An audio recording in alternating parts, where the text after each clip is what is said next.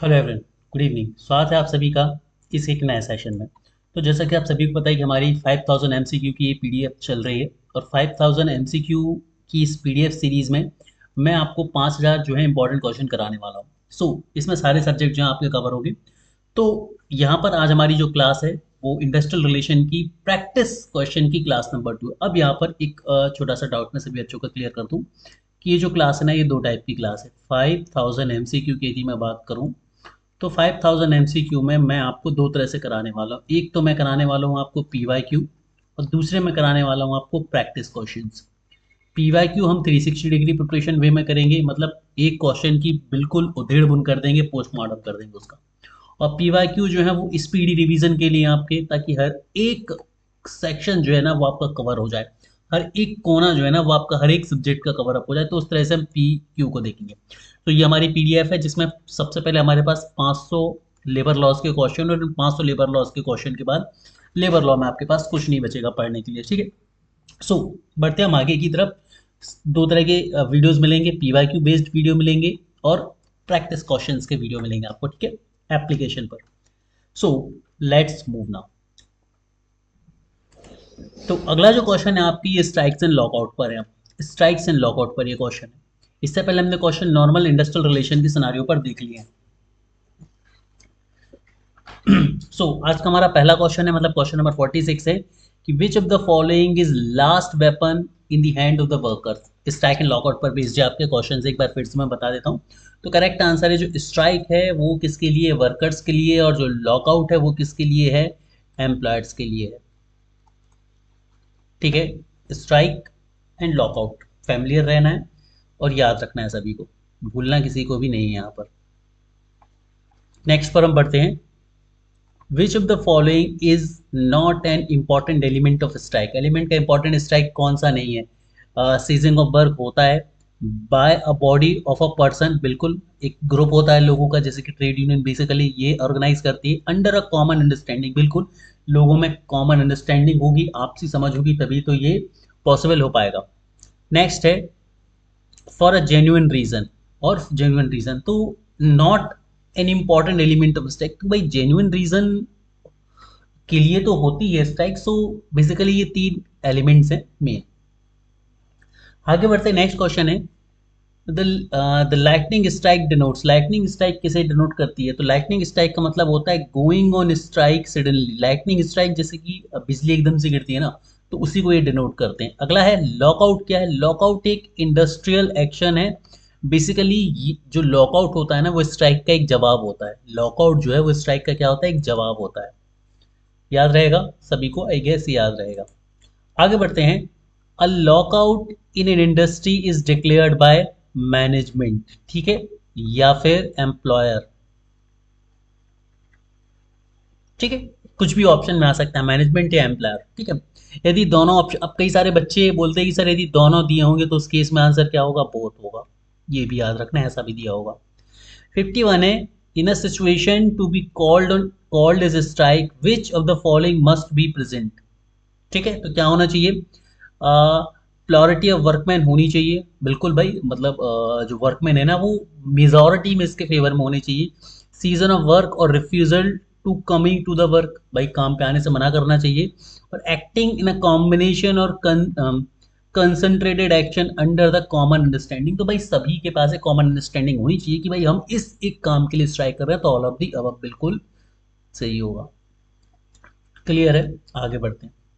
अगले कुछ क्वेश्चन को हम देखते हैं।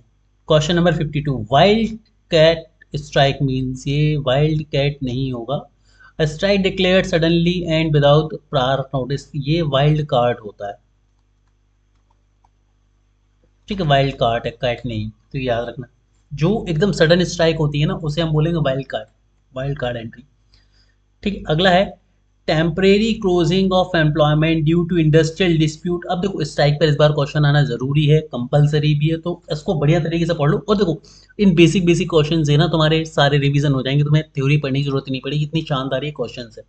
अ temporary closing of employment due to industrial dispute और the suspension of work of the refusal by an employer to continue. तो अब भाई एम्प्लॉयर की बात आएगी तो क्या होगा सर, लॉकआउट होगा। क्या होगा, लॉकआउट होगा। ठीक है, और एम्प्लॉय की बात आएगी, season of work, temporary season of work, तो वो क्या हो जाएगा आपका, एम्प्लॉय हो जाएगा। तो in India the right to strike is, right to strike कैसा स्ट्राइक है, कन्फर्ड बाय लेजिस्लेशन, है ना, कन्फर्ड बाय लेजिस्लेशन और स्टेटोरी, दोनों में से कुछ भी दिया वो आंसर होगा तुम्हारा। ठीक है, जैसे ये क्वेश्चन आ चुका है 2023 में, 2023 में सेम क्वेश्चन आया था, बस वहां पर स्टेटोरी ऑप्शन में दिया था, तो ये तुम्हें याद रखना। कन्फेडेड बाय लेजिस्लेशन या स्टेटोरी एक ही मतलब होता है, जो चीज़ आपको लेजिस्लेशन से मिले वो स्टेटोरी होती है। ठीक है, गुड, वेरी गुड, आगे बढ़ते हैं। As per the industrial dispute act 1947, strikes and lockout in public utility services will be legal only when. तो इसका करेक्ट आंसर क्या होगा भाई, क्या क्या होना चाहिए, पहली चीज तो एक रिटन नोटिस होना चाहिए, और lockout giving 6 weeks of the strike और लॉकआउट। ठीक है, दूसरा भाई 14 डेज का नोटिस होना चाहिए, क्लियर की 14 डेज में तो आप नहीं करेंगे, और during the pendency of any conciliation proceeding before the conciliation officer and 7 days after the conciliation of such proceedings. ठीक है, तो ये 3 कंडीशंस होती हैं स्ट्राइक्स के लिए भी, लॉकआउट के लिए, और तीनों ही सही, इसीलिए all of the above will be the very correct answer. ठीक है, all of the above will be the very correct answer. चलो अगला क्वेश्चन है, क्वेश्चन नंबर 56 है, विच of the following statement is not correct. आज हम 2 से 3 हेड को कंप्लीट करेंगे, स्ट्राइक एंड लॉकआउट को, रिट्रेंचमेंट को, ऐसे 2-3 हेड्स को हम क्लियर करेंगे, और हेड्स बाय यहाँ पर आपको क्वेश्चन मिल रहे हैं। नेक्स्ट है, द नोटिस ऑफ लॉकआउट और strike shall not be necessary where there is already in existence a strike और as may be in case of lockout in public utility services. तो कौन सा सही होगा, क्या क्वेश्चन पूछा जा रहा है, क्वेश्चन को समझो। क्वेश्चन क्या बोल रहे हैं कि which of the following is not correct, कौन सा सही नहीं है। द नोटिस ऑफ लॉकआउट और strike shall not be necessary where there is already in existence a strike or maybe case of lockout in public utility services। भाई बिल्कुल गलत है ये तो, यह सही है। ठीक है, अगला क्वेश्चन है, the lockout declared in the consequences of legal strike shall not be deem to be legal. बिल्कुल सही बात है, इलीगल स्ट्राइक के अगेंस्ट यदि आपने लॉकआउट कराया तो वो लीगल माना जाएगा। Lockout declare in consequences of an illegal lockout, strike होना चाहिए यहाँ पर, स्ट्राइक देखो, इलीगल स्ट्राइक के अगेंस्ट लॉकआउट लीगल है, इलीगल लॉकआउट के अगेंस्ट स्ट्राइक लीगल है। ठीक है, और यदि पहले से कुछ चल रहा है तो नोट, पहले से वो स्ट्राइक चल रही तो जो नोटिस है वो नेसेसरी नहीं है। हेंस स्ट्राइक और लॉकआउट में be declared even before the date mentioned in the notice. यदि नोटिस से पहले आपने उसे कर दिया तो भाई वो कैसी है, इलीगल है। ठीक है, कौन सा सही होगा बताओ। ठीक है, अब क्वेश्चन के मीनिंग को समझो तुम। विच of the following statement is not correct, इनमें से कौन सा करेक्ट नहीं है, तो ये वाला करेक्ट जो है वो नहीं है, मतलब ये बाकी के तीनों की तीनों जो है वो करेक्ट हैं। ठीक है, चलो आगे बढ़ते हैं। Which of the following statement is not correct, which of the following statement is not correct, again not correct है। There is no need of giving strike notice in non utility service under the industrial dispute act 1947। Not correct बोला गया, तो भाई ये बिल्कुल सही है, क्योंकि हमने जितने भी नोटिस की कंडीशन देखी है वो पब्लिक यूटिलिटी सर्विसेज में देखी है। बी है, according to the code of discipline there should be no strike और lockout without notice but in public utility service. हालांकि हम कोड ऑफ डिसिप्लिन की बात कर रहे हैं, तो कोड ऑफ डिसिप्लिन जो है वो यूटिलिटी सर्विसेज के लिए ही बनाया गया, इसीलिए मेंशन करना जरूरी नहीं था। तीसरा है सी, नो स्ट्राइक और lockout is non public utility service can be declare during the pendency of conciliation proceeding before the conciliation officer. ऐसा कुछ हमने पढ़ा ही नहीं है भाई कहीं एक्ट में। ठीक है, तो ये करेक्ट नहीं होगा। नो स्ट्राइक और lockout can be declared in non public utility services during the pendency और proceedings before the labour court tribunal and etcetera ETC. तो भाई ये बिल्कुल सही है।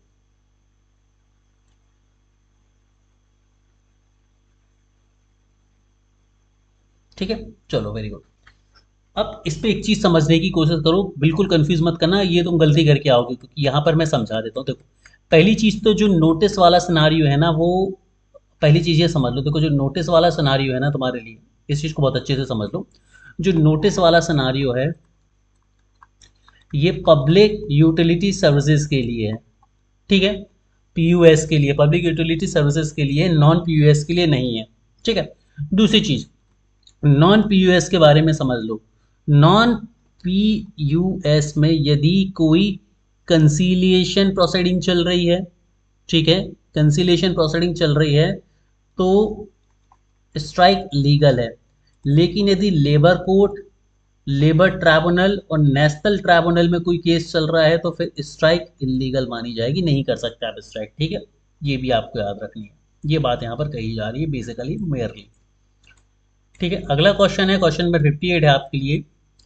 A strike in pursuance of industrial dispute has already commenced and in existence, the appropriate government has referred the dispute to the labor court but did not prohibit the continuance of strike under the section 3 of the section 10, the continuance of that strike during the pendency of proceeding before the labor court will be।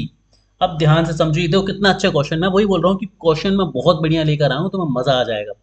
तो एक चीज समझो तुम लोग यहाँ पर, जो कि बहुत जरूरी है तुम्हारे लिए, ये लीगल होगी।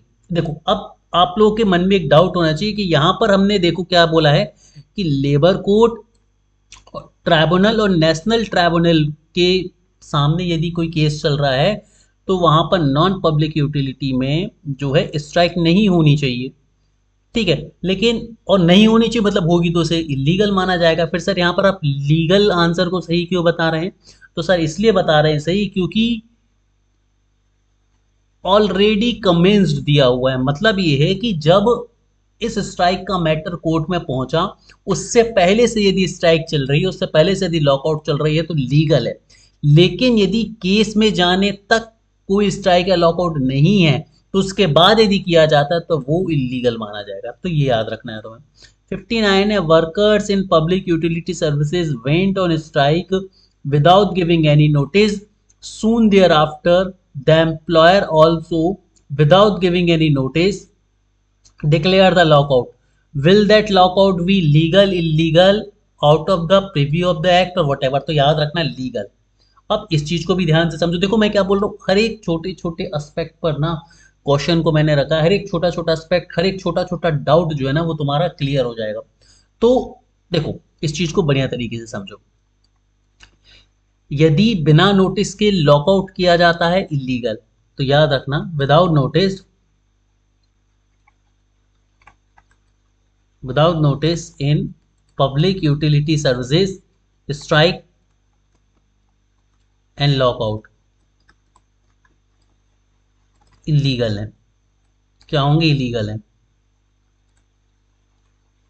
ठीक है। क्या होंगे भाई? इलीगल है। बट स्ट्राइक और लॉकआउट, ये कुछ गड़बड़ लिख गया, देख लेना तुम लोग, है ना। इस लॉकआउट लिखना चाह रहा हूँ मैं यहाँ पर। अरे यार इसको इरेज ही कर देता हूँ, चलो मैं।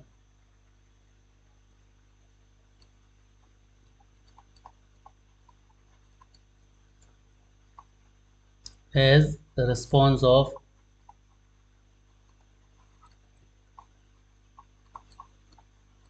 इलीगल स्ट्राइक और लॉकआउट इज लीगल।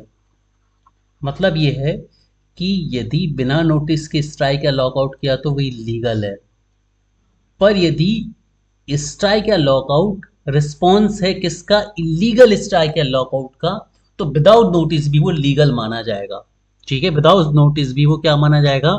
लीगल माना जाएगा। तो ये तुम्हें याद रखना है। अब देखो सारे केसेस, मैंने सारे पॉसिबल केसेस पर क्वेश्चन लिखा है और क्वेश्चन आपको इससे अच्छी चीजें कहीं नहीं मिलेंगे, मेरा दावा है। अ trade union in a steel factory served a notice of strike on 1st January, but the union went on strike in the middle of May. Will the strike be legal, illegal या कुछ भी? तो देखो 1 जनवरी को दिया लेकिन आप कहाँ पर गए? मिडल ऑफ मे में गए। 6 महीने का नोट, 6 वीक का नोटिस दिया जाता है, सॉरी। तो लीगल है भाई ये स्ट्राइक। कैसी है? लीगल है। आगे बढ़ते हैं, ठीक है। अगला है an award was given on the subject of bonus 3 months back and it is still in operation. The union decided to go on strike on the same issue of revision of wages in that organization. Will that strike be legal होगी भाई? बिल्कुल legal होगी, कोई दिक्कत नहीं। अब अगले जो क्वेश्चन है आपके वो ले ऑफ पर है। किस पर है? Lay off. ले ऑफ का मतलब क्या होता है? टेम्परेरी वर्कर्स को वर्क प्लेस से निकाल देना ले ऑफ कहलाता है। और उसके पीछे रीजन क्या होता है? Shortage of raw material, shortage of work etcetera, या इनकैपेबिलिटी टू पे सैलरीज और वेजेस बाय एम्प्लॉयर। आगे बढ़ते हैं। तो general provisions regarding lay off are giving in industrial dispute act 1947 is, किस सेक्शन में ले ऑफ से रिलेटेड बात करी गई है? ठीक है, किस सेक्शन में करी गई? तो इसका करेक्ट आंसर है chapter V section A, V A में करी गई है बात। ठीक है, अगला क्वेश्चन है 63। The general provision regarding lay off apply to, the general provision regarding lay off apply to किस पर अप्लाई होता है? तो industrial establishment in which at least 50 workman are employed and which are not of seasonal character. बहुत important question है ये कि जो जनरल प्रोविजंस होते हैं ले ऑफ के वो कहाँ पर अप्लाई होते हैं? हर उस इंडस्ट्री में जहाँ पर 50 वर्कमैन हो कम से कम और वो सीजनल नेचर का ना हो। अगला क्वेश्चन है क्वेश्चन नंबर 64, कहता है the period of 1 year of continuous service under the industrial dispute act 1947 means. तो 1 साल की कंटिन्यूस सर्विस कब बोली जाती है? 240 दिन की बोली जाती है। अब ये याद रखना है, but 240 days for 1 year case and 120 days for 6 month case. ठीक है, इसके अलावा हमने एक और चीज़ देखी थी, और वो कौन सी चीज़ देखी थी भाई? 190 डेज वाला सिनारियो भी हमने देखा था। 190 डेज वाला सिनारियो हमने किस में देखा था? यंग पर्सन और चाइल्ड के केस में। ठीक है, यंग पर्सन और चाइल्ड के केस में हमने क्या देखा था? 190 एंड 95। ठीक, ये सिनारियो हमने देखा था ईयर और 6 month के लिए रिस्पेक्टिवली। क्वेश्चन नंबर 65 है whenever a workman is laid off under the Industrial Dispute Act 1947, the employer will pay him layoff compensation which will be equivalent to। अब देखो बहुत प्यारे प्यारे क्वेश्चंस आ रहे हैं। क्या बोला जा रहा है कि 1947 के तहत यदि किसी एम्प्लॉयर को ले ऑफ करा जाता है तो कितना कंपनसेशन उसे दिया जाएगा? तो ये कंपनसेशन होता है 50% of the total basic veg and dearness allowance. ठीक है, ये तुम्हें याद रखना है। ठीक है, मतलब क्या हुआ कि भाई 50% जो होती है उसकी मंथली वेज का 50% एज अ कंपनसेशन देना होता है ले ऑफ करने पर। 66 क्वेश्चन है in which of the following situation lay off compensation shall not be paid to the workman, मतलब किस कंडीशन में वर्कमैन को ले ऑफ कंपनसेशन जो है वो नहीं दिया जाएगा? तो if he refuse to accept any alternative employment in this sense of establishment, मतलब उसे ले ऑफ के बदले कुछ दूसरा काम दिया गया और उसने लेने से मना कर दिया, तो भाई अब आपने काम लेने से मना किया मतलब आपको कंपनसेशन नहीं मिलेगा। सही है। If he does not present himself at work place at least once a day, मतलब वो दिन में कम से कम एक बार अपने आप को वर्क प्लेस पर प्रेजेंट नहीं कर रहा तो भी उसे नहीं मिलेगा। और तीसरा क्या है? In such lay off is due to strike और सोइंग डाउन द प्रोडक्शन। तो इन तीनों केसेस में जो है वो उसे ले ऑफ पर भी बोनस नहीं मिलेगा। तो ऑल ऑफ द अबव सही होगा। क्वेश्चन नंबर 67 पर चलते हैं। इन an industrial establishment where the special provision regarding layoff apply, no workman shall be laid off by his employer except with the prior permission of appropriate government। appropriate government की बिना पूर्व अनुमति के आप ऐसा नहीं कर सकते भाई।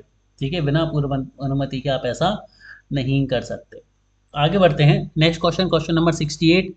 Prior permission of appropriate government shell not be necessary in lay off if. देखो क्या बोला गया है कि कब ले ऑफ की प्रायर परमिशन आपको लेनी है, कब नहीं लेनी है, ये बात यहाँ पर हो रही है। तो इसको जरा सा हम समझ लेते हैं दोनों केसेस में, इंपॉर्टेंट है क्योंकि, है ना, इसीलिए बता रहा हूँ मैं। तो देखो पहली चीज क्या है कि if in an industrial establishment में special provision regarding lay off apply, जहां पर स्पेशल प्रोविजन है वहां पर गवर्नमेंट की प्रायर परमिशन की जरूरत नहीं है। ठीक है, क्लियर।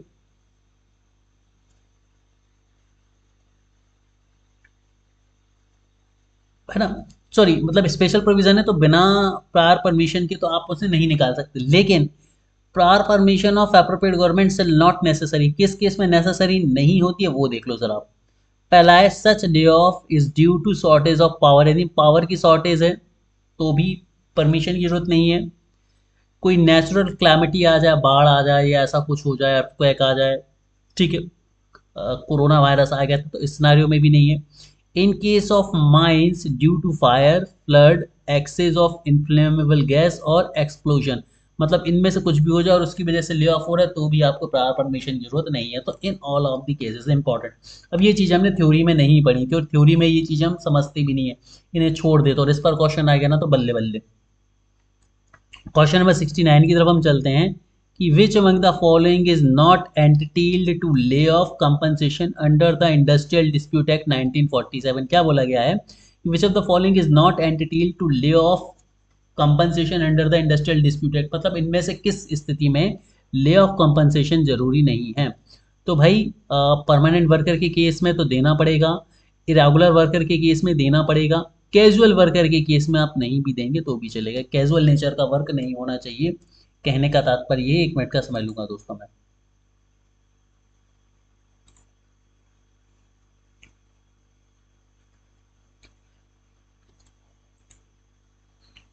अच्छा, यहाँ पर मैं आपको बताना चाहूंगा कि आज की क्लास में हमने दो वीडियोज ऐड करे हैं, है ना। पहला वीडियो जो है वो आपका अकाउंटिंग का वीडियो है, ठीक है, और दूसरा वीडियो आपका ये वाला वीडियो है प्रैक्टिस क्वेश्चन वाला। अकाउंटिंग का PYQ का है और ये प्रैक्टिस क्वेश्चन है आपका, ठीक है, तो याद रखना है सभी को। अगले क्वेश्चन की तरफ हम चलते हैं। क्वेश्चन नंबर 70 आपकी स्क्रीन पर ये रहा। Every workman whose name is born in the muster roll of industrial establishment and who present himself for work at establishment shall be deemed to be laid off if the employer does not provide him work within 2 hours of his presenting। मतलब भाई जिस employ का name muster muster roll में है, यदि वो उस जगह पर है, काम वाली जगह पर, और उसके उपस्थित होने के, प्रेजेंट होने के 2 घंटे के अंदर यदि उसे काम नहीं मिलता है तो उसे लेड ऑफ माना जाता है, ठीक है। बहुत इंपॉर्टेंट फैक्ट है ये, और ये गोल्डन फैक्ट में मैंने कवर कराया है। A lay off is declared in case of failure of power और शॉर्टेज ऑफ रॉ मटेरियल, सही है। सरप्लस लेबर के केस में ले ऑफ का प्रोविजन नहीं है। When worker threaten to go strike, इस केस में भी ले ऑफ आप नहीं कर सकते। The employer is running in heavy loss, तो ये भी ऐसा कोई सिनेरियो नहीं है, तो ये याद रखना है। अगला क्वेश्चन है the maximum period for which workman can be laid off during any period of 12 month under the industrial dispute act 1947, तो ये 45 डेज। बहुत इंपॉर्टेंट क्वेश्चन है कि आप मैक्सिमम 45 दिन तक ही किसी भी व्यक्ति को ले ऑफ कर सकते हैं, ठीक है।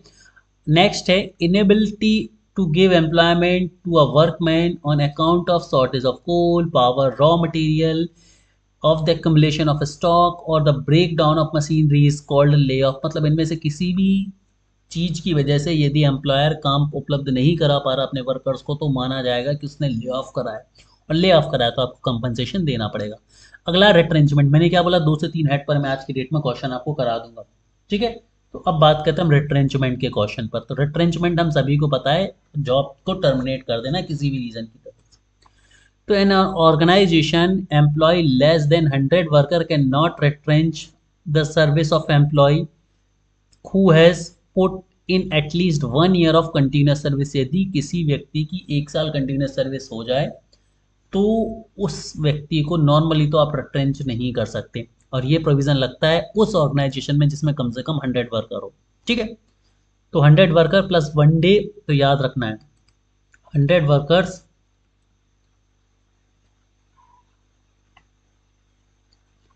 प्लस 1 ईयर कंटिन्यूस सर्विस, ठीक है, फिर वो रिट्रेंच नहीं हो सकता नॉर्मली।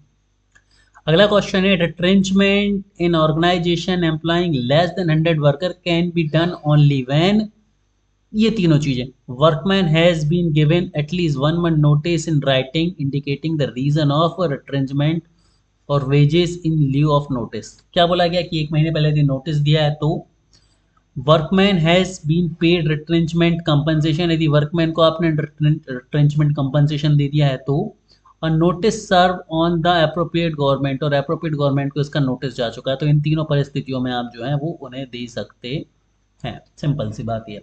76वां क्वेश्चन है, there will be no need of notice of retrenchment if he has not completed his 1 year of continuous service. ठीक है, अब देखो कितनी इंपॉर्टेंट पॉइंट तुम्हें मिल गए समझने। सुनो, इन तीनों क्वेश्चन को ध्यान से समझो।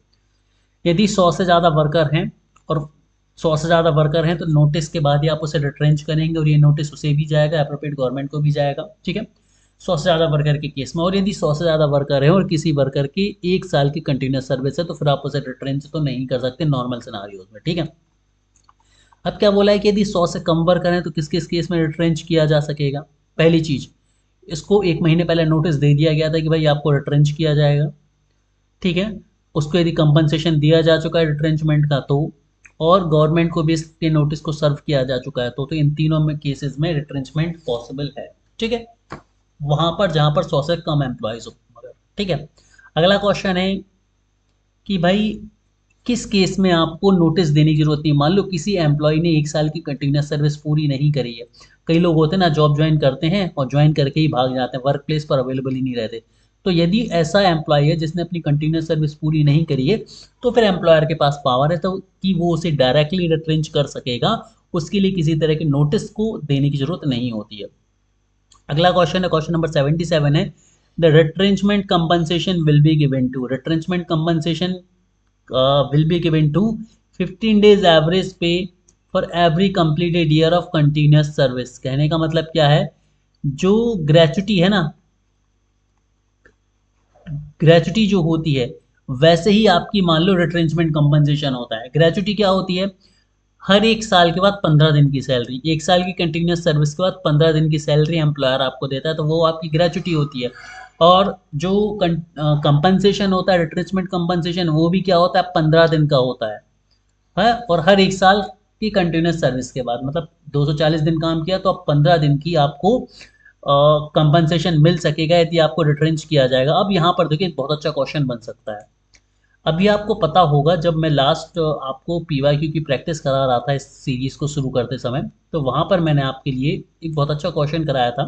पीवाईक्यू का ही क्वेश्चन था कि एक एम्प्लॉय ने 220 दिन काम किया था, 25 दिन का शायद उसका ले ऑफ पीरियड था, तो बताओ उसे leave with wages next year कितने दिन की मिलेगी। मतलब ये डेटा था 2022 के लिए, और आपसे पूछा गया था कि 2023 में उसे कितने दिन की पेड लीव मिलेगी। ठीक है, तो अब आपको एक चीज़ समझनी है, और वो ये समझनी है कि ऐसा क्वेश्चन यहाँ पर भी बन सकता है कि एक व्यक्ति ने 240 दिन की कंटिन्यूस सर्विस ली थी, या यही क्वेश्चन हो सकता है और आपसे पूछ लेते कि उसे रिट्रेंच यदि किया जाता तो उसे कंपनसेशन कितना मिलेगा। यदि उसकी मंथली सैलरी मान लो 20,000 है, तो आपका आंसर क्या हो जाएगा कि उसे 10,000 रुपये जो है वो एज अ रिट्रेंचमेंट कंपनसेशन मिलेगा। क्यों, क्योंकि 30 दिन की सैलरी 20,000, तो 15 दिन की salary as a retrenchment compensation मिलती है। तो इस तरह का टफ क्वेश्चन भी जो है वो बन सकता है। तो मैं वही बोल रहा हूँ कि यदि आप इस सीरीज को देख रहे हो ना, तो आपके लिए कोई भी क्वेश्चन मुश्किल नहीं रहने वाला है। ठीक है, अगला क्वेश्चन है, क्वेश्चन नंबर 48 है कि ऑर्गेनाइजेशन एम्प्लॉइंग 100 और मोर वर्कमैन व्हेन will चलो, organization employing 100 and more workmen will be required to give a notice for the retrenchment for retrenching an employee, which should be 3 month notice in writing indicating the reason of retrenchment। तो अब आपको समझना है ये चीज़। देखो, यदि 100 से ज़्यादा एम्प्लॉय हैं तो 3 महीने का नोटिस देना कंपलसरी है। ठीक है, उस एम्प्लॉयर को रिट्रेंचमेंट करने से पहले। अगला क्वेश्चन है, appropriate government either on its own और the application made by the employer और any workman may review its order granting or refusing permission for retrenchment if the appropriate government refer this matter to the tribunal for adjudication। The tribunal in such a situation will submit its award within the period of। क्या होगा इसका answer, 30 days में। कहने का मतलब ये है कि रिट्रेंचमेंट से रिलेटेड कोई भी केस यदि ट्राइब्यूनल के पास जाता है तो ट्राइब्यूनल को 30 दिन के अंदर उसका डिसीजन देना होता है। बस सिंपल सा क्वेश्चन यही कहना चाह रहा है। ठीक है, तो तुम्हें बस बेसिक सी चीज़ याद रखनी है कि यदि कभी भी रिट्रेंचमेंट से रिलेटेड कोई भी इशू कोर्ट के पास जाएगा तो कोर्ट को उसको 30 दिन के अंदर सॉर्ट आउट करना है। सिंपल सी बात यह है। ठीक है, 30 दिन के अंदर ट्राइब्यूनल्स को एजुडिकेशन के लिए यदि कुछ जाता है तो अपना अवार्ड देना है 30 दिन के अंदर, ठीक है। अगला क्वेश्चन है, according to the Industrial Dispute Act 1947, the employer will normally retrench the last person to be employed in the category। अब याद रखना है, इसमें चलता है last in first out, LIFO चलता है रिट्रेंचमेंट में। मतलब जो एम्प्लॉय जितना पुराना होता जाएगा उसको निकालने के रिट्रेंच के चांसेस उतने ही कम होते जाते हैं, ठीक है। इसीलिए हमने देखा है कि कंटिन्यूस सर्विस जिसकी पूरी नहीं हुई उसे आप बिना नोटिस के भगा दो, जिसकी कंटिन्यूस सर्विस पूरी होगी उसे नोटिस देना पड़ेगा। नॉर्मली रिट्रेंच तो आप उसे कर ही नहीं सकते, तो ETC। 81 क्वेश्चन पर चलते हैं। वेयर एनी वर्कमैन, आगे बढ़ते हैं। Where any workman has been retrenched in an organisation and the employer propose to make further employment in the same category, the Industrial Dispute Act say that the retrenched worker will have preference over the other worker if they offer for re-employment। तो याद रखना क्या हो रहा है, ध्यान से समझने की कोशिश करो। कहने का तात्पर्य इस क्वेश्चन में सिर्फ इतना सा ही है कि मान लो आपने एक वर्कर को रिट्रेंच कर दिया है और अब आप नई पोजीशन लेके आ रहे हो, ठीक है, उसी फील्ड में लेकर आ रहे हो, उसी जगह पर लेकर आ रहे हो, तो सबसे पहले आपको प्रायोरिटी उस वर्कर को देनी पड़ेगी जिसको आपने रिट्रेंच करा, उसके बाद नए लोगों को आप अपॉर्चुनिटी देंगे, ठीक है। ये मतलब है कहने का। अगला क्वेश्चन है, termination of the service of surplus employees from the organisation is called retrenchment. Surplus employees हैं तो एम्प्लॉयज को आप निकालते हैं, इसे ही हम क्या बोलते हैं, रिट्रेंचमेंट बोलते हैं। अगला क्वेश्चन है, terminating by employer of the service of workman for any reason whatsoever otherwise as a punishment is known as retrenchment। ठीक है, पनिशमेंट को बोलते हैं डिसमिसल या फिर टर्मिनेशन, बाकी किसी भी परिस्थिति में निकाला जाए उसे रिट्रेंचमेंट कहा जाता है। अगला क्वेश्चन है, an employer of establishment service an employee of an establishment serves 3-month notice on the workman to be retrenched। The statement above indicate the establishment employs 100 और more worker। कहने का मतलब ये है कि जहाँ पर 100 से ज़्यादा वर्कर हैं वहाँ पर 3 महीने का नोटिस देना कंपलसरी है आपको रिट्रेंच करने से पहले। क्वेश्चन सिंपल सी बात ये बोल रहा है, ठीक है, कि यदि आपको किसी भी एम्प्लॉय को रिट्रेंच करना है और वहाँ पर 100 से ज़्यादा एम्प्लॉय हैं आपके ऑर्गेनाइजेशन में, तो आपको पहले 3 महीने का नोटिस देना कंपलसरी है भाई, मस्ट है, यही इस क्वेश्चन में कहा जा रहा है, ठीक है। तो यहाँ पर हमने 84 नंबर के क्वेश्चन कर लिए और अब अगले जो क्वेश्चन शुरू होंगे वो प्रोटेक्टेड वर्कर्स होंगे जो कि आपको नेक्स्ट क्लास में मिलेंगे। Have a great day everyone, पढ़ते रहिए, आगे बढ़ते रहिए।